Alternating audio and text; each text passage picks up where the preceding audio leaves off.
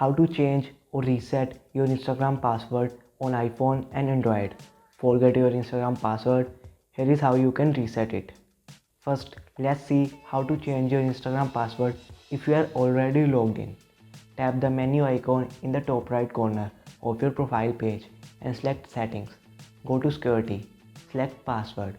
You will be asked to enter your current password and then your new password.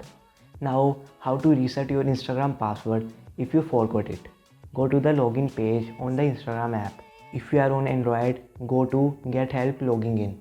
If you are on iPhone, tap Forgot Password.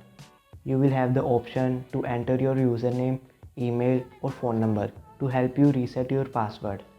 Instagram will send a link to your associated email with reset instructions.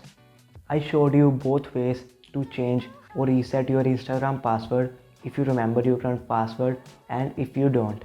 To add double layer protection to your Instagram account, watch this video. Feel free to comment below for queries. Thank you so much for watching.